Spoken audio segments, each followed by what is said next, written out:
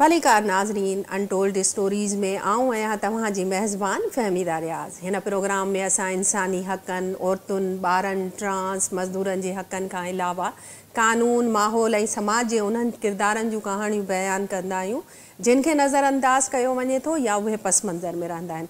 असांजो मक़सदु उन्हनि किरदारनि जी जदोजहद खे मंज़र ते आणणु। नाज़रीन, अनटोल्ड स्टोरीज़ में अॼु जेको असां हिकु बाहिम्मत नारी जी जेको आहे उहा कहाणी ॿुधंदासीं। हुन जेको आहे तालीम जेको आहे आर्ट ऐं डिज़ाइनिंग में वरिती, उन जे बाद हुन जेको आहे सहाफ़त शुरू कई। सहाफ़त खां पोइ जेको आहे डेवलपमेंट सेक्टर में आई ऐं हाणे जेको आहे लोकल ग्राउंड सतह ते जेको आहे तरक़ी जे हवाले सां जेको आहे रिसर्च करे रहियूं आहिनि ऐं उन सां गॾोगॾु अल्टरनेटिव एनर्जी जेको आहे उन ते एडवोकेसी करे रहियूं आहिनि। पाण जेको आहे हिकिड़ी जेको आहे उन्हनि जी वेबसाइट बि आहे ऐं तनज़ीब आहे द नॉलेज फॉरम जे हवाले सां, उन जी पाण जेको आहे डायरेक्टर आहिनि। अचो त उन्हनि सां ॻाल्हि ॿोल कयूं था ऐं जेको शहरी ज़िंदगी आहे या शहर जे हवाले सां जेकी डेवलपमेंट थिए थी त उन में कहिड़ियूं ॾुखियाइयूं अचनि थियूं, छो जो हू मुसलसल ग्राउंड ते रहे थी, ग्राउंड ते कमु करे थी। त अचो त उन्हनि सां ॻाल्हि ॿोल कयूं था ऐं पुछूं था त हुननि इहो सभु कीअं करे रहियूं आहिनि ऐं कहिड़ियूं ॾुखियाइयूं उन्हनि खे अचनि पियूं। सबसे तो पहले बहुत बहुत शुक्रिया ज़ीनिया आपका, आपने हमें वक्त दिया सिंध टीवी के लिए, और ज़ाहिर है आपका काम बहुत है और फील्ड के हवाले से तो हमारे देखने वाले ये ज़रूर सुनना चाहेंगे आपकी कहानी आप ही की ज़बानी। बहुत बहुत शुक्रिया मुझे इनवाइट करने के लिए। बिल्कुल। अच्छा ज़ीनिया, हमें ये बताइएगा सबसे पहले कि आपने अपने करियर का जो आगाज़ है वो बतौर सहाफ़ी किया था, तो सहाफ़त की तरफ आपको शौक़ लाया या हालात ज़िंदगी?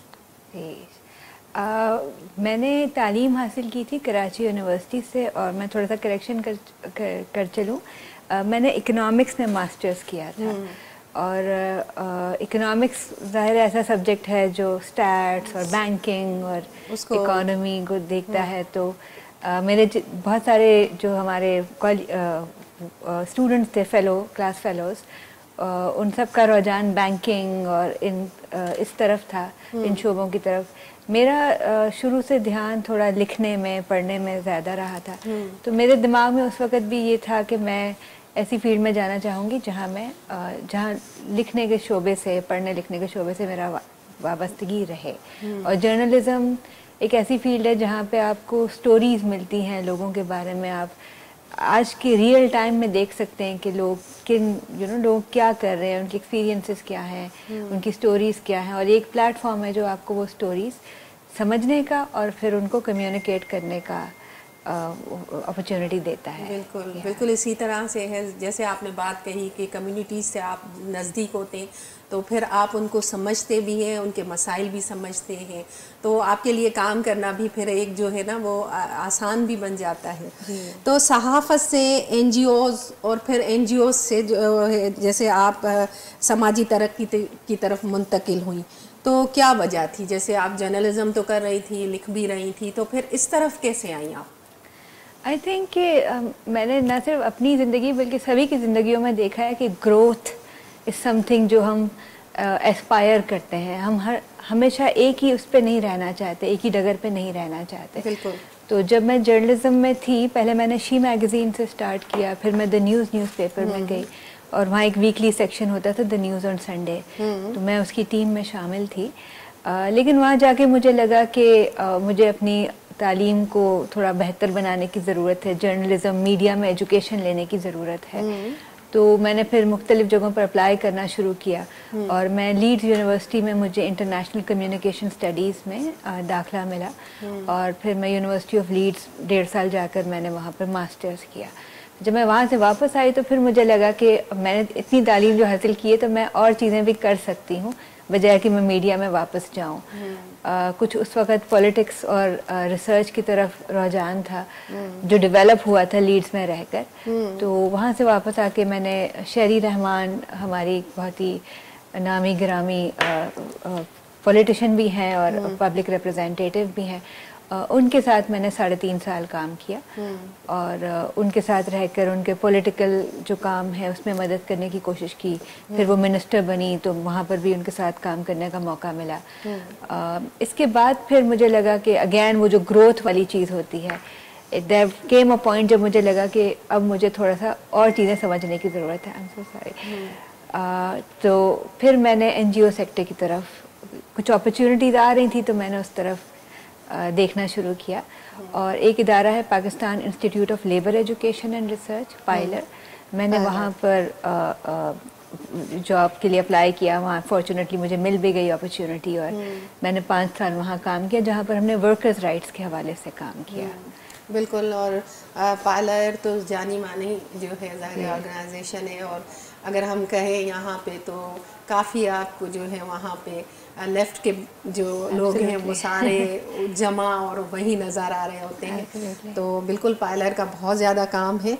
अच्छा, आपने कराची में जो है गरीब बस्तियों में रहने वाले मज़दूरों पे भी तहकीक की है, तो हमें बताइए कि जब ये शदीद गर्मी होती है तो ये लोग कैसे मुकाबला करते हैं, क्योंकि आपका ज़्यादातर फोकस काम रिसर्च सारा उन्हीं कम्युनिटीज़ पे होता है। जी, आपकी बात बिल्कुल ठीक है। और हमारी कोशिश होती है कि हम कम्युनिटीज़ के राइट्स और डेवलपमेंट पर बात करें। हमने जो मैं ब्रीफली बताती चलूँ कि आजकल मैं द नॉलेज फोरम के साथ मुंसलिक हूँ। बिल्कुल, मेरा यही आपसे सवाल इसके हवाले से था कि नॉलेज फोरम क्या है और इसको आप कैसे जो है आपने इसके पीछे सोच क्या थी, क्योंकि इस तरह की कई ऑर्गेनाइजेशन या ग्रुप्स हमारे पास काम कर रहे हैं, लेकिन आप जब नॉलेज फोरम लाई हैं तो उसके पीछे क्या या कौन से ऐसे अवामिल थे आपने सोच समझकर जो है इसको बिल्डअप किया? नॉलेज फोरम ये एक अगेन हमारी वो एक करियर की जर्नी है, ज़िंदगी की जर्नी का एक हिस्सा रहा है। पायलर के बाद हम में से कुछ साथी जमा हुए और हमें लगा कि हम अपने जो काम हम कर रहे हैं उसके लिए कोई डायरेक्शन एक तयन करें।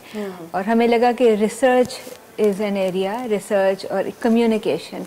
रिसर्च सिर्फ ये नहीं होती कि आप तहकीक करके साइड पे रख दें। तो चूँकि हमने लेबर के हवाले से बहुत काम किया हुआ था, एक बैकग्राउंड था, एंड एवरीथिंग जो डेवलपमेंट सेक्टर या राइट सेक्टर में काम होता है, that is about people, that is about social लोगों की जो डेवलपमेंट है उस हवाले से। तो हमने सोचा कि हम एक इदारा बनाते हैं जिसमें हम रिसर्च कर सकें और लोगों की जो कम्युनिटीज़ के एक्सपीरियंसेस हैं उसको हम एक तो ये कि तहकीक के ज़रिए उनको समझने की कोशिश करें और फिर वो हम राइट लोगों तक पहुंचाने की कोशिश करें ताकि पॉलिसी में चेंज आए, ताकि बदलाव मुमकिन हो सके।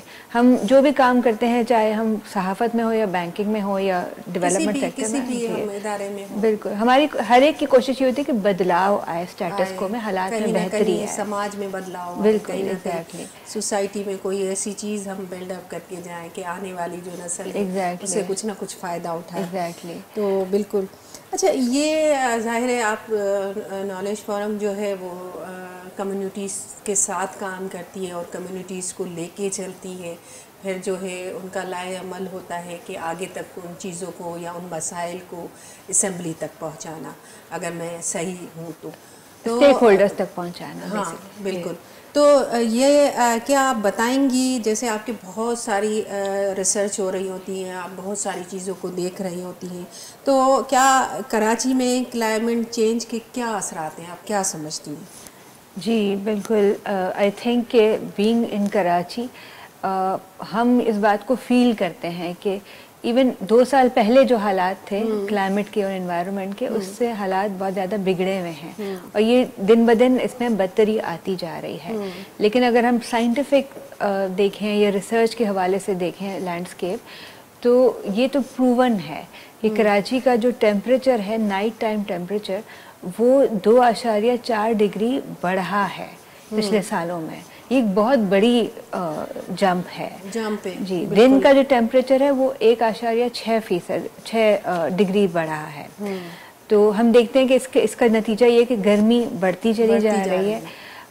दूसरा ये कि कराची में हम रिकरिंग हीट वेव्स, जो 2015 से हमारे सामने आना शुरू हुए, लेकिन ऐसा नहीं है कि उसमें कोई कमी आई। कहा जाता है कि कम से कम 7 हीट वेव्स तो एवरेज हैं, लेकिन वो बढ़ते जा रहे हैं, उनकी तादाद भी बढ़ती जा रही है, उनका पीरियड भी बढ़ता जा रहा है। तीसरी चीज़ जो है वो ये कि हमारा कोपिंग मैकेनिज्म में बजाय इसके कि जब से हीट वेव्स शुरू हुए या क्लाइमेट चेंज की डिबेट शुरू हुई है उसमें कोई बेहतरी आती या कहीं से कोई इकदामात होते कि हमें कोप करने में मदद करते, वो अब बदतर से बदतर ही होते चले जा रहे हैं। आपने इससे पहले एक सवाल पूछा था कि कम्युनिटीज़ कैसे डील करती है और उसको कैसे फेस करती है। बिल्कुल, मैं उसी हवाले से उसका जवाब लिंक करना चाहती हूँ कि कराची में अगर आप देखें, it's an urban city, metropolitan है और इंडस्ट्रियल सिटी है, कमर्शियल हब है एक्टिविटीज़ का। तो यहाँ पर जो लोग रहते हैं ये वर्किंग क्लास लोग रहते हैं, जो काम करते हैं, जिनका जो रेवेन्यू जनरेट करते हैं अपनी मजदूरी से, अपने कारोबार से। अगर हम ये देखें कि इन लोगों की कैसे रहते हैं, जो हमारे शहरी वो कैसा बना हुआ है, जी एग्जैक्टली, बिल्कुल। तो हम ये देखते हैं कि कराची के जो 23% लैंड है उस पर 60% आबादी रहती है। यानी जो इनफॉर्मल सेटलमेंट है, ये 60% आबादी ज़्यादातर इनफॉर्मल सेटलमेंट्स में रहती हैं, जहाँ उनके घर जो बने हुए हैं, ना उनकी कोई प्लानिंग है, ना रेगुलराइजेशन हुई है, ना ही उनके ऊपर कोई मॉनिटरिंग होती है। और जो बाकी 40% लैंड है उस पर बाकी लोग रहते हैं। तो आप इमेजिन कर सकते हैं कि कितना बड़ा गैप है लैंड के एक्सेस के अंदर। फिर ये कि ये लोग जहाँ रहते हैं, जो 60% आबादी है जो इनफॉर्मल सेटलमेंट में रहती है, उनके पास कितना स्पेस है कि वो हीट के साथ मुकाबला कर सकें। अगर आप अगेन आबादी के हिसाब से डिवीज़न करें तो यूएन का एक जो थ्रेशहोल्ड है कि एक इंसान को कितना रकबा चाहिए होता है एक डिग्निटी के साथ, एक एनवायरनमेंट के साथ कोप करते हुए ज़िंदगी गुजारने का, तो वो 20 स्क्वायर मीटर है। कराची में जो डिवीज़न अगर आप करें, मतलब मैं ज़्यादा आपके सामीन को उलझाना नहीं चाहती स्टैट्स में, लेकिन कराची में जो इनफॉर्मल सेटलमेंट्स का जो है रकबा जो उनको हाउसिंग का मिलता है वो 33 स्क्वायर मीटर का मिलता है पूरी फैमिली को। तो एक घर है उसमें 7 लोग रह रहे हैं, वो 33 स्क्वायर मीटर में रह रहे हैं। तो अगर हमने डिवीजन करके देखी कि ठीक है तो एक बंदे को कितनी जगह मिलती है, तो एक बंदे को 5 गज जगह मिल रही है। तो आप सोचें 5 गज का तो कपड़ा होता है, हम जो खरीदते हैं कपड़ा, तो इतनी जगह है जिसमें आपने सब कुछ करना है। आपका वॉशरूम भी उसके अंदर है, आपका पानी पीने का, आपका खाना खाने का निज़ाम। तो इतना आपने आबादी को क्लैम्प करके रखा हुआ एक जगह पे। एग्जैक्टली। और जैसे इन घरों के डिज़ाइंस हैं, इन घरों के लेआउट्स हैं, क्योंकि इनफॉर्मल हैं, इन लोगों ने कोई नक्शा नहीं पास कराया होता है, जो जहाँ आया जैसे आया वहाँ बैठ गया, बिल्कुल इसी तरह से। तो और प्रॉपर प्लानिंग नहीं हुई, ना ही हमारे प्लानर्स ने दिलचस्पी ली कि इनको रिफॉर्म करने की कोशिश की जाए।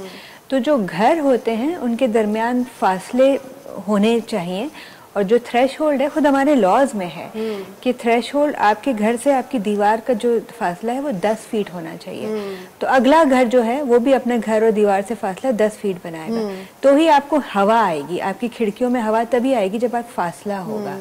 तो यहाँ तो घर जुड़े हुए बनाए जाते हैं, तो खिड़की का तो सवाल ही पैदा नहीं होता, खिड़की का सवाल नहीं होता, रोशनी नहीं आती। जब खिड़कियां नहीं होती, जब वो लेआउट ऐसे नहीं होता कि वो वेस्ट ओपन हो या ईस्ट ओपन हो के हवा अमल दखल हो सके, रोशनी का हो सके। तो इसीलिए हम देखते हैं कि इन इलाकों की बिजली की डिमांड होती है, नीड होती है, क्योंकि उनको पंखा चाहिए होता है, उनको 24 घंटे चाहिए। एग्जैक्टली।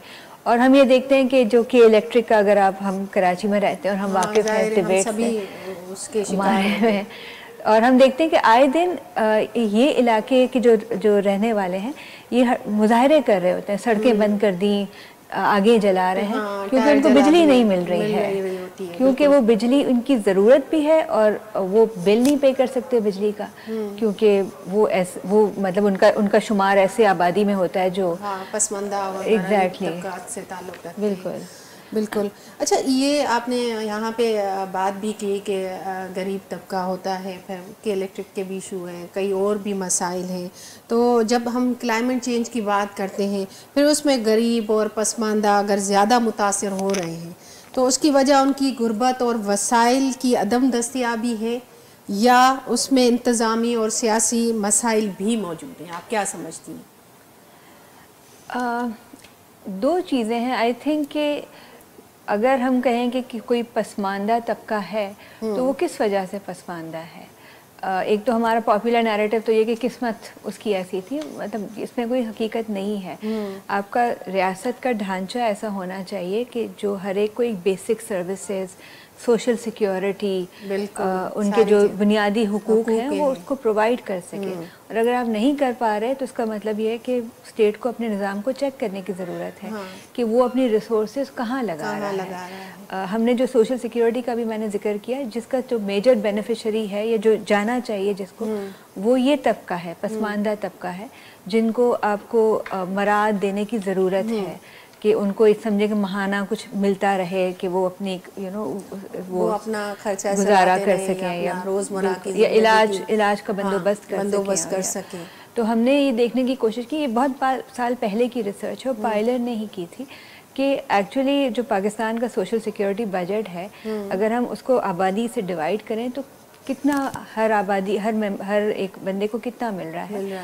तो ये मैं आपको 10 साल पहले की रिसर्च बता रही हूँ। 10 रुपए पर पर्सन, यानी इस वक्त पाकिस्तान में उस वक्त पाकिस्तान में सोशल सिक्योरिटी 10 रुपए एक बंदे को मिलता था। अब तो सोशल सिक्योरिटी का रकबा हमारे का जो हजम है वो हमारे बजट के साइज से और भी कम हो गया है। तो इसका मतलब ये कि शायद अब 5 रुपए होगा, 7 रुपए होगा। और जो मुश्किलात हैं वो और ज़्यादा, जो डिमांड है सोशल सिक्योरिटी की, डिमांड्स ज़्यादा हैं, मुश्किलातें भी ज़्यादा हैं, लेकिन उस पर इम्प्लीमेंटेशन शायद ना होने के बराबर है। आई थिंक होता ही नहीं है। मैं ये भी अगर आप मुझे 1 मिनट इजाज़त दें तो मैं ये कहना चाहती हूँ कि पाकिस्तान, हम अगर रियासत को ही मौरूद इल्ज़ाम ठहराएं अकेला तो शायद वो बहुत ज़्यादा मुनासिब नहीं होगा, क्योंकि पाकिस्तान भी जो एक ग्लोबल ऑर्डर के अंदर रह रहा है।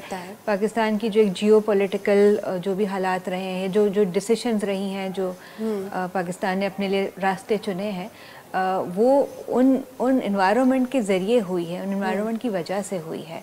जैसे कि हमारे नेबरहुड में जो हालात, जंग के हालात रहे हैं, उस वक्त जो हमारे फैसले थे, या ये कि हम एक ग्लोबल सप्लाई इकोनॉमी वाइज हम ग्लोबल सप्लाई चेन का वो हिस्सा है जो प्रोड्यूस करता है, जो सस्ता माल प्रोड्यूस करके सप्लाई चेन को प्रोवाइड करता है। इसीलिए लोग, हमारे पास इंडस्ट्रियां हैं क्योंकि हम एक्सपोर्ट कर रहे हैं।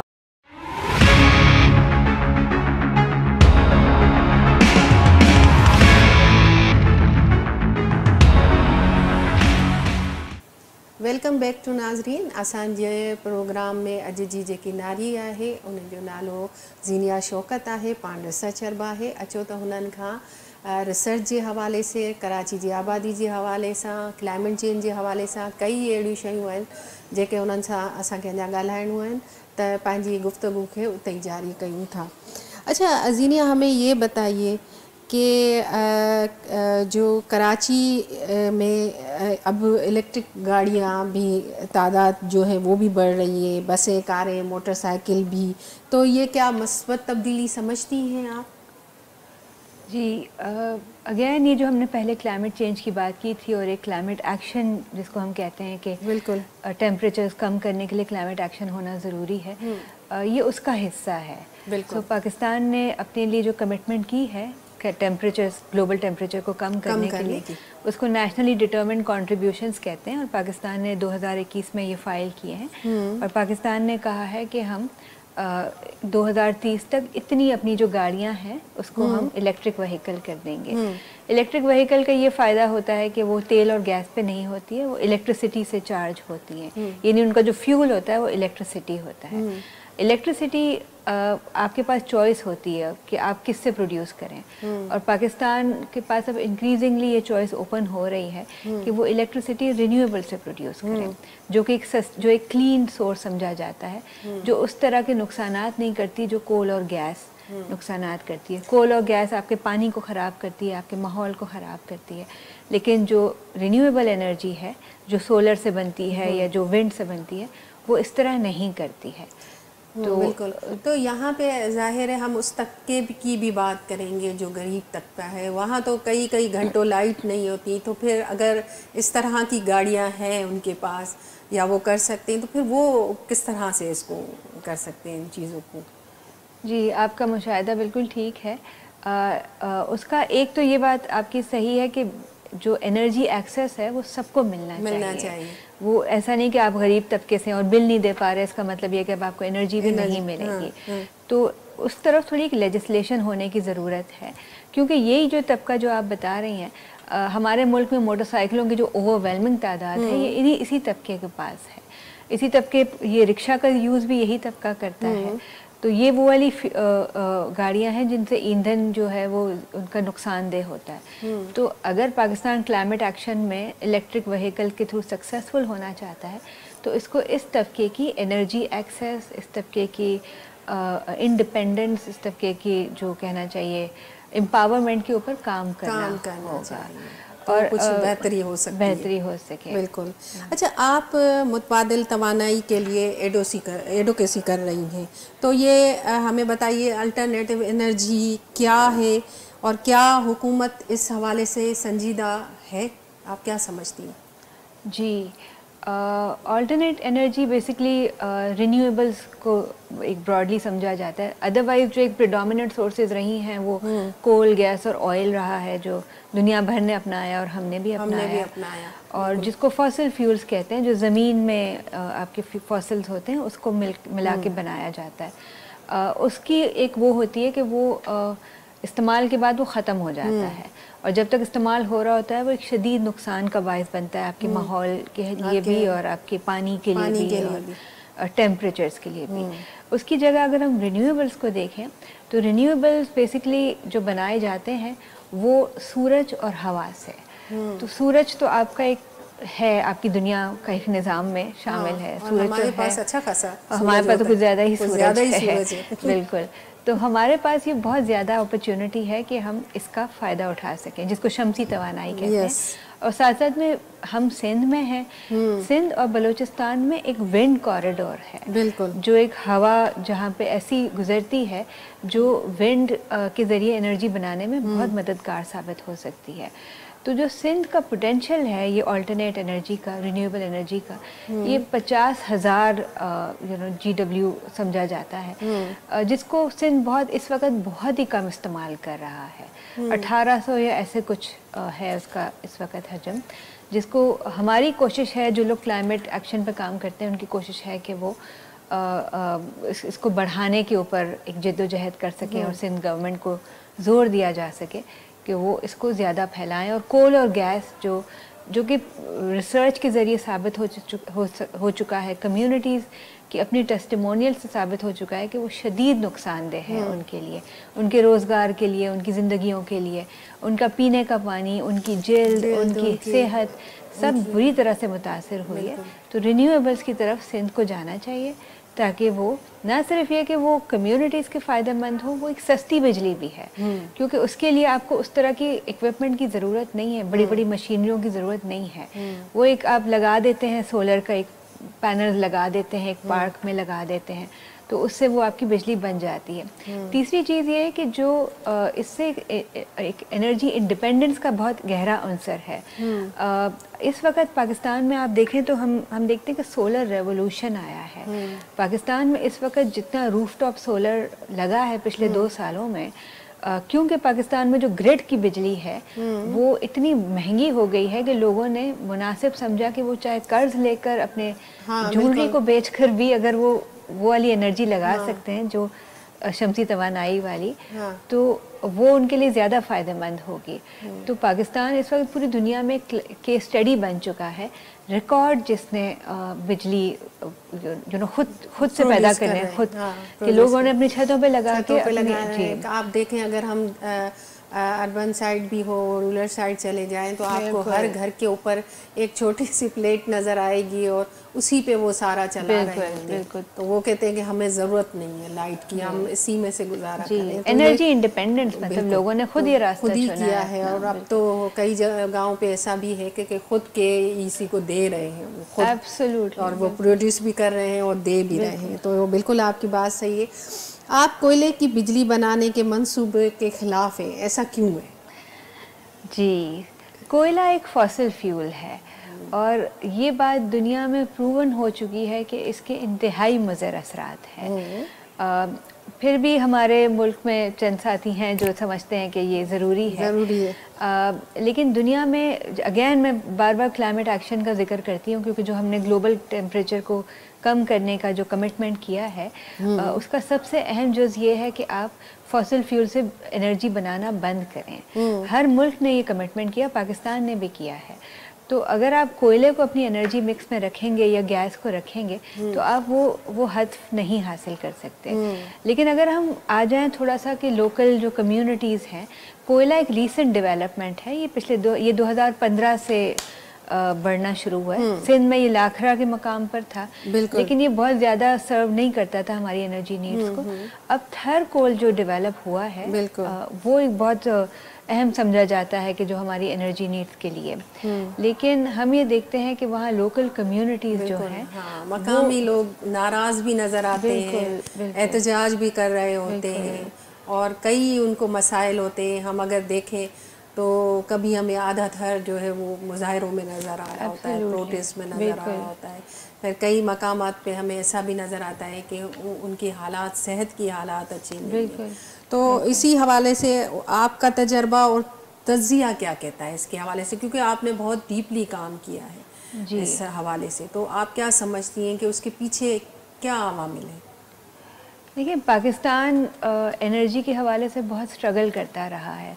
आपको याद होगा अब से 10-15 साल पहले तो वो वक्त था जब बिजली होती ही नहीं थी और हम बहुत ही उसमें डिस्ट्रेस में रहते थे कि बिजली। तो पाकिस्तान ने फिर इस तरह के फैसले करने शुरू किए कि क्या करना चाहिए कि अपनी बिजली की पैदावार को बढ़ाया जा सके, और मैसिव इन्वेस्टमेंट की, मैसिव एक गवर्नमेंट ने भी, फिर प्राइवेट सेक्टर को भी इनकरेज किया। इस वक्त हम जहाँ खड़े हैं, पाकिस्तान की जो बिजली की जो पैदावार है वो पाकिस्तान की डिमांड से कहीं ज़्यादा है। इस वक्त हमारे पास बहुत बिजली है, लेकिन हमारे पास बिजली लेने वाले कोई नहीं है। उसकी एक वजह ये भी है कि लोग रिन्यूएबल्स पे शिफ्ट हो गए हैं। लोगों ने अपनी बिजली खुद बनाना शुरू कर दी है। कॉस्टली भी होती है ज़्यादा। जी, एग्जैक्ट। जो आपको ग्रिड से बिजली मिल रही होती है वो बहुत ज़्यादा कॉस्टली होती है। और वो कई ऐसे जगह हैं पाकिस्तान में जहाँ मिलती भी नहीं है, आप बिल भी दे रहे हैं लेकिन आपको मिल भी नहीं रही। तो अगर हम, एक तो यानी वो वाली चीज़ है कि पाकिस्तान ने ये फैसला इसलिए किया कि उसको लग रहा था कि उसको बिजली की पैदावार बढ़ानी है। दूसरा ये कि पाकिस्तान की जो बिजली की पैदावार रही है या एनर्जी की, वो बहुत ज़्यादा ऑयल पे डिपेंडेंट रही है, जो जिसको हम ऑयल कहते हैं। वो हमें गल्फ़ ममालिक से इंपोर्ट करना पड़ता है, दूसरे ममालिक से करना पड़ता है। वो हमें महंगी पड़ती है क्योंकि हमारा फॉरेन एक्सचेंज उसमें जा रहा है। तो पाकिस्तान के पॉलिसी मेकर्स ने सोचा कि भाई थर पार्कर में हमारे पास ये रिज़र्व्स मौजूद हैं, तो हमें चाहिए कि हम कोल से बिजली बन सकती है तो हम क्यों ना कोल का फ़ायदा उठाएं। लेकिन इसका जो ये सारा प्लान है, ये ना सिर्फ एक नामुनासिब वक्त पे हुआ है बल्कि बहुत नामुनासिब तरीके से हुआ है। ये जो मंसूबे थर पार्कर में लगाए गए हैं, एक तो ये कि जो कोल का क्वालिटी है वो लिग्नाइट हेवी कोल है ये, जिसको इस्तेमाल के काबिल बनाने के लिए आपको बहुत ज़्यादा पानी इस्तेमाल करने की ज़रूरत है। अब आप थर रीजन में जहाँ पानी जो है वो बिल्कुल वो डेजर्ट एरिया है और ज़ेरे ज़मीन पानी होता है, उसकी क्वालिटी वैसे ही खारा पानी होता है वो, और वो लोकल्स की नीड्स के लिए है, वो कोल डेवलपमेंट की नीड के लिए नहीं था। तो आपने इतना पानी उनका इस्तेमाल किया कि अब उनके जो एक्विफर्स हैं वो ड्राई अप हो चुके हैं, गायब हो चुके हैं। लोकल्स के लिए पानी पीने को नहीं है थर। जब तो ये बार बार हो रहा है कि हम आरओ प्लांट लगा देते हैं, आरओ प्लांट। दूसरा ये कि अब एक और डेवलपमेंट हो रही है जो मैं आपके टीवी के तनासब से के प्लेटफॉर्म से मैं दरख्वास्त करूँगी सामाईन को कि वो ज़रूर गौर करें कि जो सिंध का एग्रीकल्चर का वाटर है वो अब थर को डाइवर्ट किया जा रहा है, इन कोल कंपनियों को डाइवर्ट किया जा रहा है, क्योंकि कोल की प्रोडक्शन में आपको पानी की बहुत ज़्यादा ज़रूरत है। तो जब आप यानी वो पानी जो सिंध में काश्तकारी के लिए इस्तेमाल होने के लिए चाहिए, अब वो वहाँ जा रहा है। और ये बिजली कहाँ जा रही है? बिजली क्या आपको थर के रहने वालों को मिल रही है, या सिंध के कितने रहने वालों को बिजली मिल रही है? तो ये जो इक्वेशन है सारी, कि ये बिजली नेशनल ग्रिड में जा रही है, फिर नेशनल ग्रिड से कहीं और जा रही है, हम उन चीज़ों में चले ना भी जाएं, क्योंकि बिजली ज़रूरत भी है सबकी, लेकिन बिजली पैदा करने के बहुत सारे और ऑप्शंस हैं। अच्छा, दूसरी बात ये कि मैं ये बात ज़रूर बताना चाहूँगी हमारे सामाईन के लिए कि थर कोई ऐसी जगह नहीं है जैसे कराची है। कराची में क्या होता है कि हम रहते हैं, हमारा घर है, और बस हमारा घर ही हमारी जगह है। अगर हमें आगे कहीं जाना है तो वो साथ वाले का घर है, हमें उससे इजाज़त लेनी पड़ेगी। हमें साथ वाले से अगर आपको पानी भी लेना है तो आपको उससे इजाज़त लेनी पड़ेगी। ये अर्बन डेवलपमेंट है। लेकिन थर जो है, वहाँ के मकामी आबादी जैसे रहती है, वो उनके ख़ास तरीका है रहने का। वो लैंड में कहीं भी रहते हैं, कुछ अरसे के लिए रहते हैं, फिर सीजनल माइग्रेशन करते हैं। वो लाइफ स्टॉक वो पालते हैं। पाकिस्तान को सबसे ज़्यादा जो लाइफ स्टॉक देता है वो थर का रीजन देता है। तो उस लाइफ स्टॉक को भी दाना पानी चाहिए होता है, खाना चाहिए होता है, उसको पानी चाहिए होता है। वो उसकी अफजाइश कैसे होगी अगर ये कोल कंपनियां आके थर का सारा एग्रीकल्चर तबाह कर रही हैं, उनकी ज़मीनें ले रही हैं, उनका पानी ख़त्म कर रही हैं, लोगों को ये मजबूर कर रही हैं कि आप यहाँ से उठ के चले जाएं और ये लैंड आप हमें दे दें, क्योंकि कोल डेवलपमेंट को बहुत ज़्यादा लैंड चाहिए होता है। तो हमने देखा है कि बहुत सारी मकामी आबादियों को बेदखल किया गया है। उनमें से कुछ को कॉम्पनसेशन दिया गया है और बहुत को नहीं दिया गया है, क्योंकि उनके पास टाइटलमेंट नहीं था। क्योंकि वहाँ की आबादी ऐसे रहती नहीं है जैसे हम कराची के लोग रहते हैं कि हमारे पास हमारे घर के पेपर्स होते हैं। वहाँ पर ऐसा नहीं होता। तो इसका मतलब है कि आपने एक आबादी को शदीद इनजस्टिस का शिकार बना के उनको बेदखल किया, उनका पानी छीन लिया, उनका रोज़गार छीन लिया। अब उनके पास लाइफ स्टॉक नहीं है जिसको वो पाल सकें, एग्रीकल्चर नहीं है जिससे अपना पेट भर सकें, और आप कह रहे हैं कि हमें थोड़ी सी बिजली चाहिए जो कि हम नेशनल ग्रिड में डालेंगे और एसी चलाएंगे। तो ये एक बहुत ही बेइंसाफ़ी की बात है।